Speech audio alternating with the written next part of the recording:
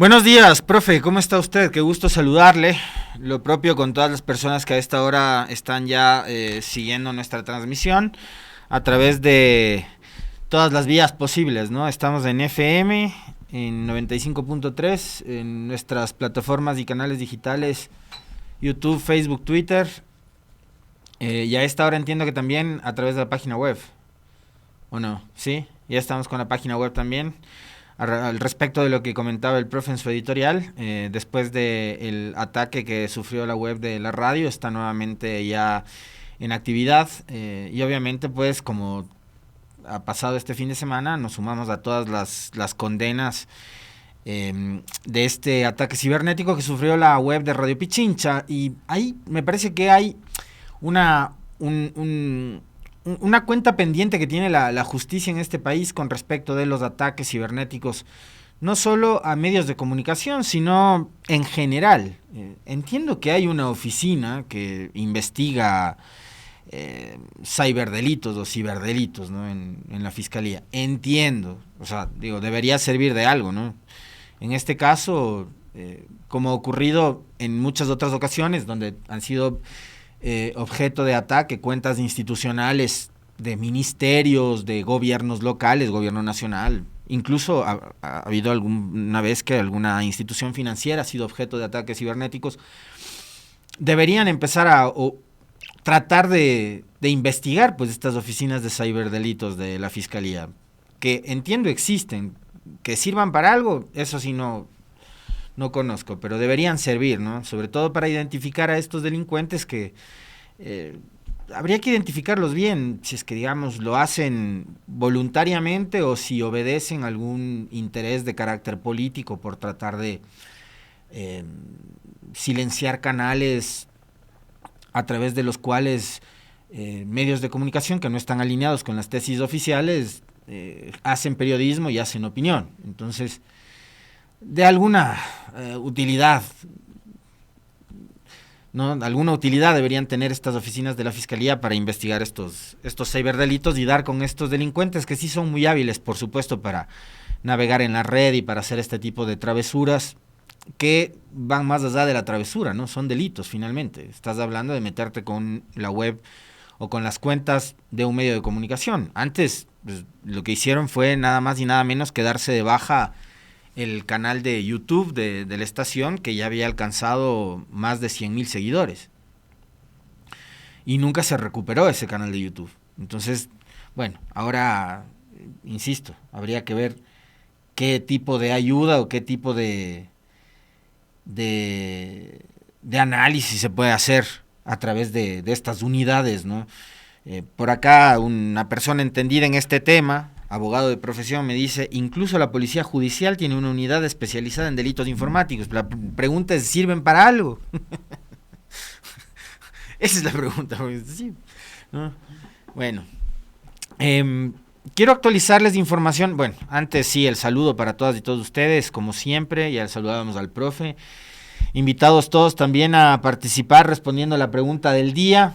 En la actualidad, ¿considera que en el Ecuador se respeta la libertad de expresión? Sí, no, a veces. Ahí está yo creo que se respeta a veces. Respetas la libertad de expresión de la persona que opina igual que tú, o que opina igual que yo. Ahí sí soy defensor y respetuoso de la libertad del otro. Pero si la otra persona opina diferente, no, a esa persona hay que caerle con todo. Y pasa a todo nivel, lamentablemente. No hay una defensa irrestricta a la libertad de expresión. En este país, como todo, es bastante selectivo y muy hipócrita el tema. Es mi opinión. Nos interesa saber la de ustedes, ¿no? Si en la actualidad, en el Ecuador, se respeta la libertad de expresión, sí, no, a veces. Yo considero que a veces, no siempre, pero más es a veces, tomando en cuenta de quién es la persona a la que hay que defender. Sobre todo esas organizaciones no gubernamentales financiadas con plata de gobiernos extranjeros que se supone defienden la libertad de expresión y lo que han sido es muy buenos para los negocios, ¿no? Gracias a todas las personas que están conectadas con nuestra transmisión y que reportan sintonía. Guillermo Gustavo Vallejo desde Tumbaco, saludos cordiales. Lo propio para Andrés Rivera, que está desde Milagro, provincia del Guayas. Julio Torres, desde el sector del Pinar, acá en Quito. Un saludo cordial.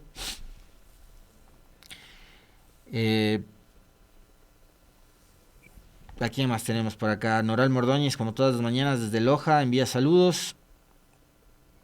Mairena Salgado, desde Ibarra. Juan Cáceres, desde Maine, Estados Unidos. Mariana, desde Barcelona, España, un fuerte abrazo y saludos. Martín Guzmán, desde Orellana, en la Amazonía. Edgar Guzmán, desde Ambato, saludos cordiales también, muchísimas gracias, fuerte abrazo. Y un saludo de cumpleaños para Carito Sea, que está celebrando su día. Le mandamos un fuerte abrazo desde acá para la querida Carito, que celebre como se debe, en compañía de toda su familia y de su querido esposo, que me dice, por favor, un saludo de cumpleaños para Carito. Así que para ella un fuerte abrazo y saludos de cumpleaños. Bueno, este fin de semana, y quería actualizarles información que tiene que ver con las vías de Pichincha, ¿no?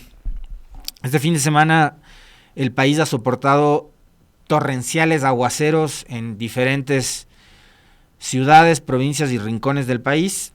Y acá en Pichincha no fue la excepción. La prefectura y la dirección de vialidad ha tenido que atender varias emergencias por efecto de las condiciones climáticas. Y en las últimas horas, que ya se había despejado el paso hasta ayer, en horas de la tarde y noche, de la mitad del mundo Río Blanco, hoy en la mañana nuevamente tenemos novedades en esta vía, así que para quienes van a circular por la vía mitad del mundo Río Blanco, la vía conocida como Calacalí La Independencia, se reportan novedades a la altura del kilómetro 31, donde hay un deslizamiento de tierra. No está completamente cerrada la vía, pero más allá de lo que estamos ahora mismo reportándoles en esta coyuntura, a este momento, a las 7:13, las recomendaciones siempre maneje con precaución. Se los digo por experiencia. Me pasó lo mismo este fin de semana que estuve transitando por las carreteras del país, yendo hacia la provincia del Guayas. En la provincia de Bolívar hubo un fuerte deslizamiento de tierra también en la parroquia Balsapamba para llegar a la provincia de Los Ríos. Y ahí el Ministerio de Transporte y Obras Públicas se demoró todo el día en llegar y poder despejar la vía, ¿no? Hay que conducir con precaución, y un mensaje y un pedido especial a los conductores. Yo estaba acompañado de niños, además, de mi hija y de mi sobrino, y yo sé y entiendo lo fastidioso que puede terminar siendo, en especial para los más chiquitos, que son a ratos más impacientes, estar encerrados en un auto, y a veces también con una temperatura que no es la habitual, con mucho calor. Pero hay que tener paciencia, ¿no? Entonces hay que comprender que mientras nosotros estamos esperando en el auto, hay personal de las prefecturas o de obras públicas que está tratando de limpiar la vía, y eso toma su tiempo. Entonces no vamos a ganar nada haciendo 3, 4 filas en la carretera, cuando lo que hay que hacer es hacer una fila como corresponde, más todavía cuando se trata de estas, en donde ocurren este tipo de eventos, carreteras que son de 2 carriles, uno de ida y uno de vuelta. Lo que nos corresponde como ciudadanos y como conductores responsablemente es hacer la fila y esperar lo que nos toque esperar, ¿no? Esperar lo que nos toque esperar hasta que la vía esté completamente limpia y sea segura para poder transitar, porque lo que está en riesgo es nada más y nada menos que nuestras vidas. Entonces, un llamado absolutamente respetuoso, pero sí que a los conductores y a los ciudadanos nos toca ser más responsables y colaborar, ¿no? Es molestoso y todo, pero hay que entender también en qué tipo de geografía vivimos, habitamos y por dónde nos movilizamos, ¿no? Entonces sí que nos toca ser comprensivos y tener mucha paciencia y colaborar. Y la forma en la que debemos y podemos colaborar es esa, es teniendo paciencia, nada más. Y no complicando aún más las cosas, como les digo, generando 2, 3, 4 filas en una carretera de apenas 2 carriles. Así que ese llamado simplemente. Este fin de semana, como efecto de lo que ha sido el resultado de las elecciones, es indudable y no hay duda eso, ¿no? Creo que no hay a dónde ir. Los cambios que se han anunciado y los cambios que se han ejecutado en el gabinete ministerial del gobierno del señor Noboa, está clarísimo que obedecen a esa coyuntura electoral, ¿no?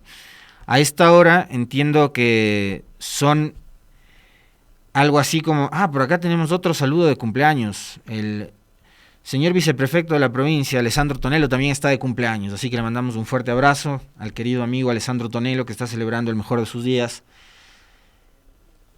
Así que saludos cordiales, disfrute, festeje como se debe en este que es su día. Felicidades, Alessandro. Volviendo al tema.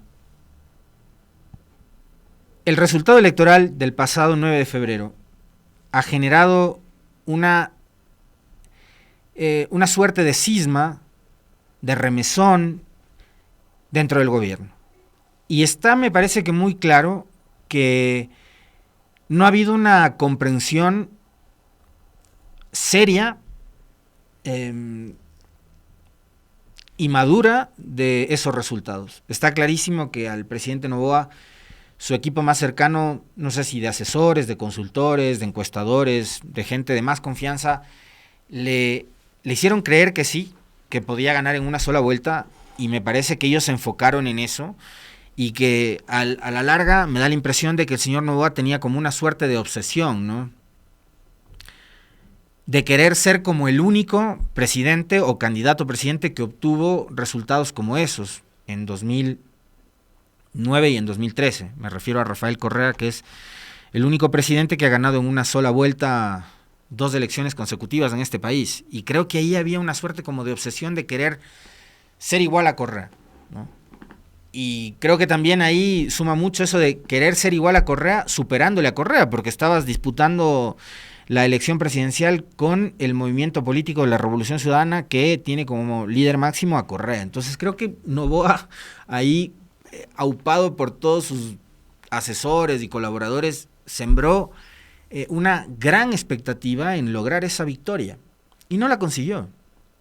Y no la consiguió por múltiples razones que las hemos ido conversando durante todos estos días y sobre las cuales creo que ya en este momento ni siquiera cabe ya conversar. Más bien el gobierno es quien debería generar esa suerte de reflexión, de análisis, estudiar los datos, más allá de las encuestas que le engañaron al señor Noboa sobre por qué se dio ese resultado, ¿no? Y por qué se da ese resultado en las zonas menos atendidas, en las zonas menos favorecidas, no únicamente pensando en el mapa nacional, sino pensando en los mapas locales, que ocurre exactamente el mismo fenómeno, del cual yo les vengo hablando hace algunos días y que parece que en el gobierno no se han sentado a revisar, ¿no? Que es este clivaje de centro-periferia. Clivaje, esa palabra tan linda.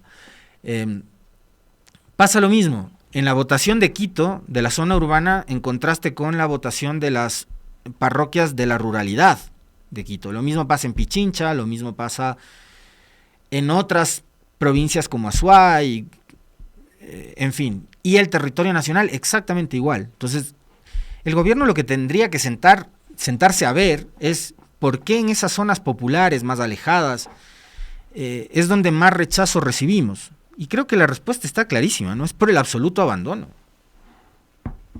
Es por el absoluto abandono y por no haber atendido las necesidades de esa gente, necesidades que van más allá de los famosos y millonarios spots publicitarios, acompañados también de una millonaria campaña publicitaria. Es así de simple. O sea, es que las personas en este país le han demostrado y le han respondido al señor Noboa y a su equipo de gobierno y a su equipo de comunicación de la manera en la que tenían que responderle democráticamente en las urnas, diciéndole que no están satisfechos con un modelo de gobierno.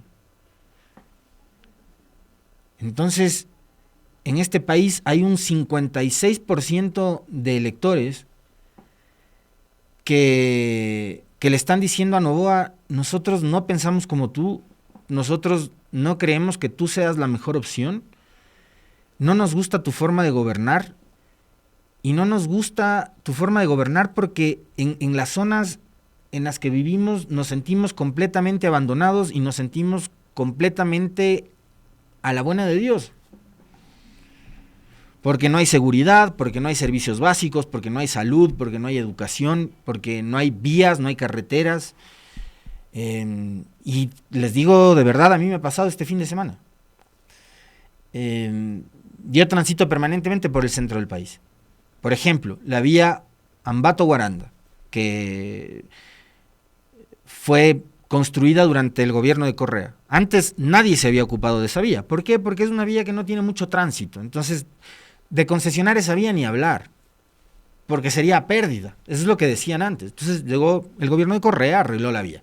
Resulta que esa vía ahora está repleta de baches. Une las provincias de Bolívar, Chimborazo y Tungurahua.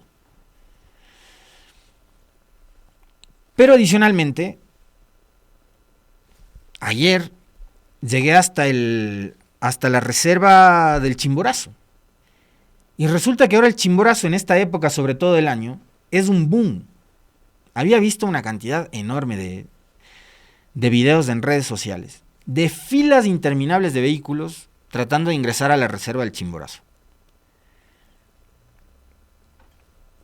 Y ayer constaté que sí, que en efecto hay una presencia masiva de turistas, sobre todo los fines de semana, entre sábado y domingo, que intentan llegar al Chimborazo, porque esta época es cuando empieza a nevar por el frío, entonces tienes nieve hasta las faldas, hasta abajo, ¿no? Casi hasta el ingreso al parque. Y resulta que una vía que ahora mismo recibe a miles de turistas todos los fines de semana está completamente destrozada. O sea, es imposible poder transitar a una velocidad continua porque la vía está repleta de baches. Entonces tienes que ir esquivando los baches todo el tiempo a una velocidad moderada, y no solo esquivando los baches, sino esquivando los autos que van esquivando los baches. Entonces, esa es la realidad del país. Ni una señal de que el Ministerio de Obras Públicas se ha dado un paseo por esta vía para decir sí, no, sí están viendo cómo arreglar la vía, han hecho trabajo de bacheo. No han hecho nada. No hay una señal de que el Ministerio de Obras Públicas haya ido por ahí. Desde aquí igual, si es que nos están escuchando, a los señores del Ministerio de Obras Públicas y Transporte, vayan a darse una vuelta al ingreso al Chimborazo. Les insisto, van buses repletos de turistas de todo el país. Van turistas internacionales también, los pocos que todavía llegan a este país, que le dijo al mundo que está en guerra y que dejó de recibir gran cantidad de turistas internacionales como pasaba antes. Entonces queremos incentivar el turismo. A quienes antes nos decían, sí, ¿y qué comes? Carreteras. Bueno, las carreteras son eso. Las carreteras incentivan el turismo nacional, el turismo doméstico, incentivan las carreteras en buen estado. Pero resulta que ahora que recibes a cientos, probablemente miles de turistas todos los fines de semana a este atractivo tan hermoso que es el Chimborazo, tienes una vía de ingreso completamente destruida. Entonces ocúpense de las cosas que tengan que ocuparse, pues. Y ahí tienen una respuesta de por qué la gente les ha dado la espalda y por qué no se cumplieron las expectativas que se había generado en su cabeza el señor Noboa y los asesores, consultores y encuestadores que contrató. Yo voy a los, creo que 5 o 6 años, regreso al Chimborazo. Y me encontré con eso, ¿no? con un lugar que es un gran atractivo turístico que convoca a miles de ciudadanos. Y por cierto, ese refugio, que es lindo todavía, lo refaccionó, lo reparó, lo remodeló Correa, lo recuerdo clarísimo. Yo intenté hacer Cumbre del Chimborazo cuando ese refugio estaba casi nuevo. Sigue estando en buen estado, pero ya no da abasto para tanta gente, ¿no? Ese refugio lo remodelaron, si no me equivoco, por allá por los años 2013-14. Y viendo la cantidad de turistas que llegan ahora, uno se da cuenta de que se quedó corto en esa época la remodelación que hicieron, que está lindo, sí, que está nuevo todavía, pero quedó corto, porque van, insisto, y me encantó además, ¿no? Porque son esas reservas naturales que tenemos, y qué bueno que sea así, que los propios, ¿no? Los turistas nacionales sean los que se interesan por visitar y conocer lugares como el Chimborazo. Pero la vía, les repito, hecha pedazos. Entonces, a ver si los señores del Ministerio de Transporte y Obras Públicas, por lo menos pensando en incentivar el turismo, van y se dan una vuelta y es aspirar demasiado que un gobierno como repare toda la vía, pero por lo menos tapen los baches. Tan sencillo como eso. Entonces, como me da la impresión de que el gobierno no ha terminado de procesar del todo bien los resultados, lo que ha pasado es que se han dado al menos entre 11 y 12 cambios a partir de el 9 de febrero en el gabinete ministerial, ¿no? Se titularizó a Inés Manzano como ministra de Energía, se encargó a María Cristina Recal del Ministerio del Ambiente, que era el que estaba antes a cargo de la señora Manzano, que durante 5 meses pasó encargada de energía, hidrocarburos y minas, y al mismo tiempo siendo titular de ambiente. Además de este gobierno nos ha acostumbrado a tener a una persona encargada de 2, 3 ministerios, ¿no? Superministros por todo lado que no solucionan nunca ningún problema. La crisis energética la vivimos la mitad del año anterior y ahora mismo estamos a puertas de volver a vivir otra vez crisis energética. Ha nombrado a Harold Burbano como ministro encargado de Inclusión Económica y Social en reemplazo de la señora Zaida Rovira, que era la que repartía cocinas de inducción como canguil, que ahora pasa a ser gobernadora del Guayas y que yo me imagino que al ser gobernadora del Guayas también se encargará de la campaña política en esa provincia, ¿no? El Instituto Nacional de Estadísticas y Censos también sufrió cambios, designó a el señor Noboa a Eva María Mera como nueva directora ejecutiva, se fue Roberto Castillo, el encargado del fracasado censo que se llevó adelante durante el gobierno de Guillermo Lasso y para el cual se utilizó dinero de deuda con multilaterales para financiar un censo. También hubo cambios en el Ministerio de Finanzas, se fue Juan Carlos Vega y entra Luis Alberto Jaramillo, quien estaba a cargo del Ministerio de la Producción. Jaramillo es ingeniero y entiendo que antes de llegar al sector público, al Ministerio de la Producción, el hombre era director de algún área de las empresas del señor Noboa, creo que una de las cartoneras. Y ahora ponen a un ingeniero que estaba a cargo de los cartones del señor Noboa a dirigir nada más y nada menos que el Ministerio de Economía y Finanzas. En reemplazo de Jaramillo en el Ministerio de la Producción va Carlos Alberto Saldumbide, vinculado al gremio empresarial en Quito, y ahí entendemos por qué las cámaras y los gremios de la empresa privada de Quito, por ejemplo, están muy cercanos y se mantienen todavía muy cercanos a Noboa.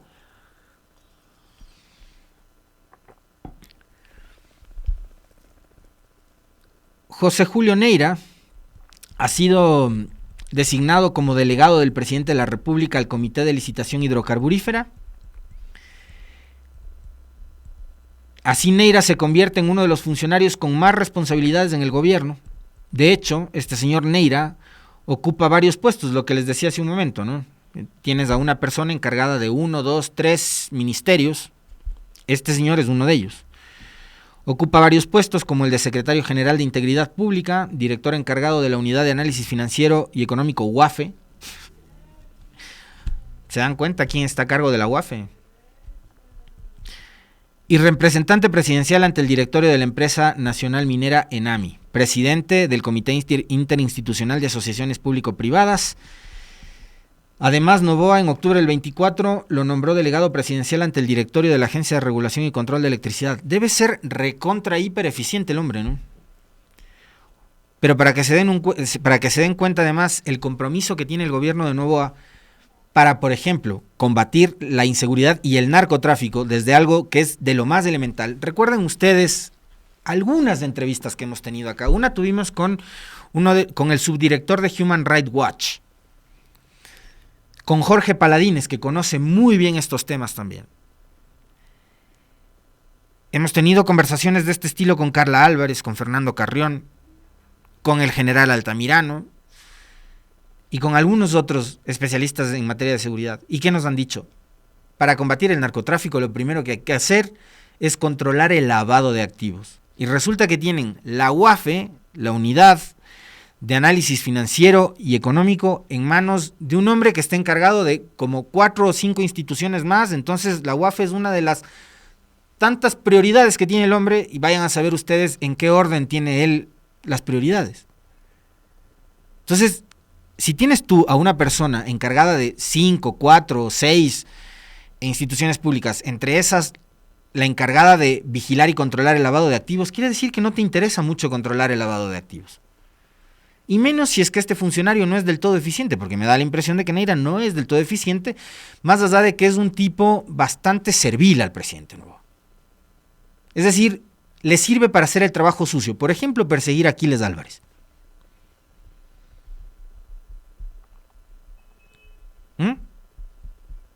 Entonces, cuando en el país no hay... nos hemos preguntado varias veces con ustedes, ¿no? ¿Cuántos casos de lavado de activos ha resuelto la justicia ecuatoriana? ¿Cuántos casos va a resolver si tienes a un funcionario encargado de 75,000 cosas, incluida la UAFE? Y no pones en la UAFE a alguien que se especialice justamente en el control del lavado de activos. Aquí tienen ustedes una respuesta de por qué el narcotráfico se pasea, una de las tantas respuestas de por qué el narcotráfico se pasea como se pasea en el Ecuador. También ha nombrado a Edgar José Lama von Buchwald como ministro de Salud Pública. Lama reemplaza a Manuel Naranjo. Lama es abogado. Entiendo que viene de una familia de inversionistas en la salud, que es su familia creo que es propietaria de alguna de las clínicas privadas más importantes de la ciudad de Guayaquil, pero es abogado, no es médico. Ahí, digamos, puede haber también materia para el análisis. Más allá de que creo que eso no es lo importante, ¿no? Lo importante siempre es ver cómo ponen a esta gente que viene a representar al sector privado a manejar cosas públicas, y después pasa que lo público termina siendo lo peor. Y no entienden cómo funciona lo público y vienen recién a aprender, y la curva de aprendizaje tarda un montón, y entonces mientras el hombre aprende y hasta que lo voten, la salud pública se va al traste, ¿no? Víctor Hugo Andrade será el director del Servicio Nacional de Atención Integral a Personas Adultas Privadas de Libertad. Con eso sale Luis Aldumbide, que ha tenido un rol realmente paupérrimo, pobre, malo, al frente del SNAI, y que no ha respondido tampoco por las situaciones que se han dado en las cárceles en este país. Finalmente, ha designado a Fausto Giovanni Buenaño Castillo como ministro del Interior en reemplazo de Mónica Palencia, que después de 15 meses de una fracasada gestión deja el Ministerio del Interior. Y nos pone a pensar también y nos pone a reflexionar sobre si fue tan necesario que el gobierno se desgaste cuidando las espaldas de Mónica Palencia, por ejemplo, durante el juicio político, en donde el gobierno se las jugó todas por defenderle a Palencia y evitó a toda costa que la señora Palencia haya sido censurada y haya sido destituida, cuando se pudo haber hecho hace rato algo para darle un giro al manejo de la seguridad en este país. Ahora, si ustedes me preguntan a mí, el cambio por este general Buenaño no es garantía de absolutamente nada, más aún cuando quedan dudas. El hombre es general en servicio activo, es un policía en activo, ¿no? Preguntas básicas, elementales, y puede ser que hasta ridículas en este momento, porque creo que mucho más grave es todos los antecedentes de los que se habla alrededor de este nombre. Pero ¿qué, va a ganar doble sueldo?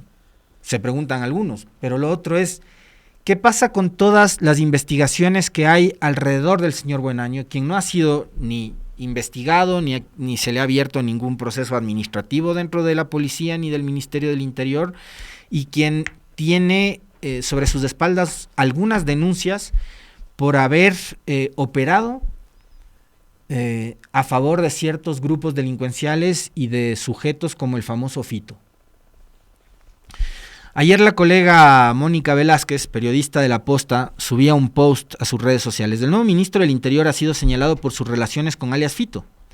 El general Fausto Buenaño, quien reemplazará a Mónica Palencia, ha sido acusado junto al mayor Iván Toro de permitir el ingreso de Narcisa Briones, pareja de Adolfo Macías, alias Fito, a la cárcel regional para introducir fusiles, según fuentes policiales y documentos oficiales. ¿Quién es la llamada pareja de alias Fito? Fuentes policiales aseguran que una de las personas detenidas en el operativo es Verónica Narcisa Briones, de nacionalidad ecuatoriana, no registra procesos judiciales, a pesar de haberse disfrazado de guía penitenciaria hace 3 años para ingresar al Centro Carcelario Regional de Guayaquil. Para el ingreso a la cárcel del 2021 se había identificado como mujer del presidiario. Y así por el estilo. Y en estos casos está involucrado y está mencionado el señor Buenaño.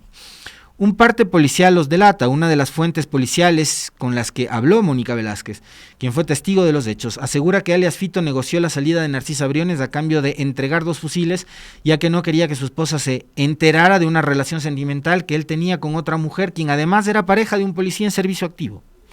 El parte policial registra esta versión. El general Fausto Buenaño, actual ministro del Interior, usó su jerarquía para ordenar a sus subordinados que liberaran a Briones. Usted no sabe lo que estamos haciendo aquí. Como usted solo pasa en un escritorio, no sabe nada, dijo.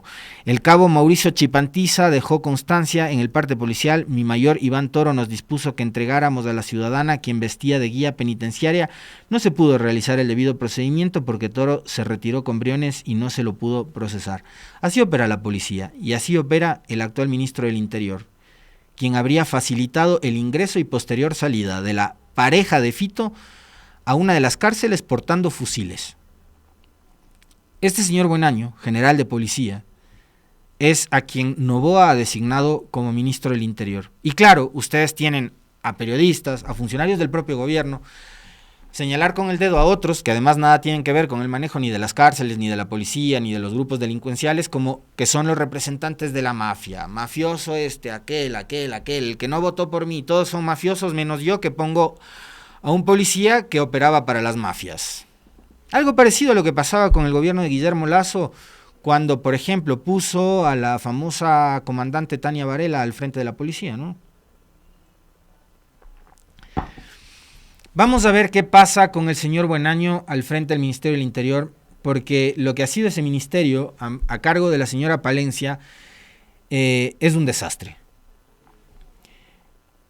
Palencia, que además, recordarán ustedes, en una de sus comparecencias a la Comisión de Fiscalización, les restregaba en la cara, prepotente, arrogante, como solo ella era y es, el hecho de ser defensora de los derechos humanos. Recuerdo muy bien un vis a vis que tuvo con la legisladora Paola Cabezas de la Revolución Ciudadana, ¿no? Donde le dijo, tú no sabes mis antecedentes y cómo yo he luchado por los derechos humanos y bla, bla, bla. Durante la crisis de diciembre, cuando ocurrió lo de los niños de las Malvinas, el rol de Mónica Palencia fue deleznable, fue reprochable, y después creo que terminó siendo peor, porque recordarán ustedes que no solo que guardó silencio, no solo que no dio la cara durante esa crisis provocada por el propio gobierno, cuando enviaron a hacer operativos y esta gente evidentemente no supo cómo procesar una crisis de ese nivel, empezando por el hecho de haber detenido, retenido, secuestrado y posteriormente abandonado a su suerte a 4 niños, y hasta que se resuelvan las investigaciones sabremos cuál fue finalmente la responsabilidad que tuvieron los militares en ese caso. Pero de lo que se sabe es que los retuvieron, los maltrataron, ¿no? Los torturaron, se ven claramente las imágenes cuando los suben a la camioneta, y después las consecuencias todos sabemos cuáles fueron, hay que ver cuál es el nivel de responsabilidad. Pero cuando ocurrió eso, la señora Palencia no dijo una sola palabra, y se supone que la señora, como ella misma se autodefine, es defensora de los derechos humanos. Y después, lejos de ponerse en defensa de los derechos humanos, lo que hizo fue, junto al Ministerio del Interior y la policía, reservarse el derecho de demandar, incluso económicamente, a quienes osaron referirse en términos negativos en contra de la institución policial. O sea, la señora estaba pensando en demandar económicamente, quién sabe si incluso hasta las familias de las víctimas, ¿no?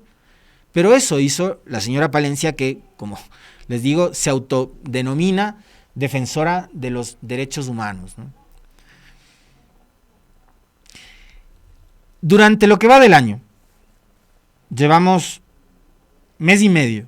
En este mes y medio el Ecuador ha superado las 1000 muertes. Este fin de semana tuvimos nuevamente casos que lo que nos hacen pensar es que vivimos ya en una suerte de ley de la selva, ¿no?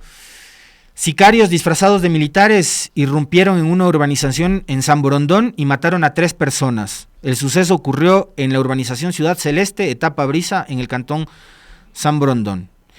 Este mismo fin de semana, sicarios entraron al mar, y esto estuvo grabado. Hay videos en donde se ve cómo sicarios ingresan al mar, al agua, en general Villamil Playas, para matar a una persona y herir a otra, a plena luz del día, con la playa repleta de gente.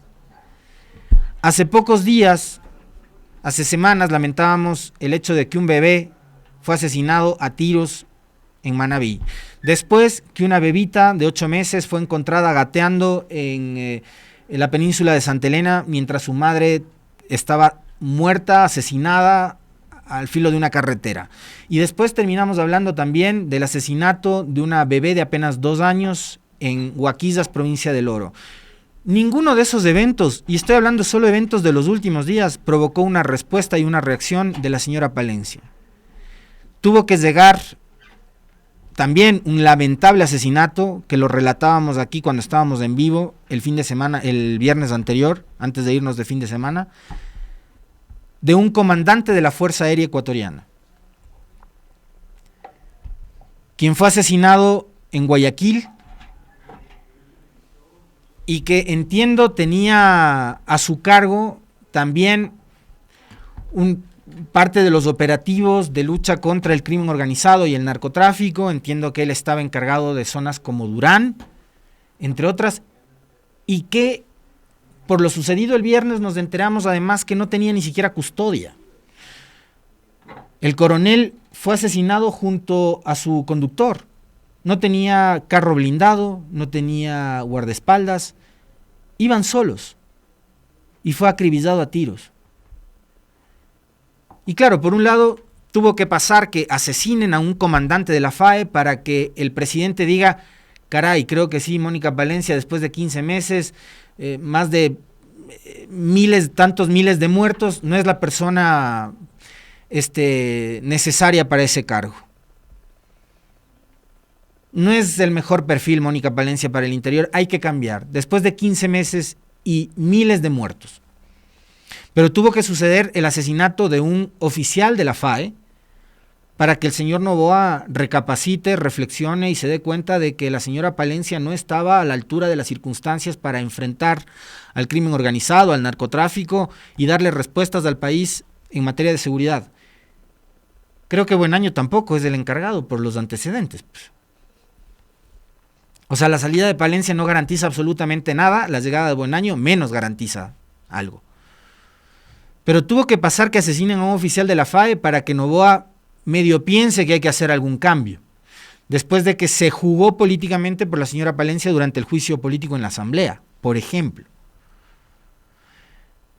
Y fíjense ustedes que el oficial de la FAE, que no tenía custodia, no tenía carro blindado, estaba en medio de la lucha contra el narcotráfico. ¿Sabían ustedes que en este país hay un periodista que tiene policía, custodia, pagada con fondos públicos? ¿Por qué? O sea, son de esas cosas que uno no logra entender en este país. ¿Cómo es que un tipo que además se dedica a insultar a una organización política todos los días, a una organización política específicamente, tiene custodia policial, carro blindado? El otro día, nomás hace un tiempo, escuchábamos un video en el cual él andaba criticando el hecho de que no le den carro con aire acondicionado, ¿no? Pero ¿cómo es que a periodistas alineados con el gobierno les dan todas esas garantías de seguridad y a un comandante de la FAE no? Son de esas cosas que yo particularmente no logro entender, que las entenderá Palencia, las entenderá Lavinia, las entenderá Novoa, las entenderá Sade Friche, las ñañis Jaramillos y todos esos, perfecto que los entiendan, pero yo no logro entender. ¿Cómo tienes a un oficial de la FAE totalmente desprotegido, mientras tienes a uno de tus periodistas rocola rodeado de seguridad, de guardaespaldas y de carros blindados? Explicaciones que tiene que dar el señor Novoa y que tiene que dar su gobierno.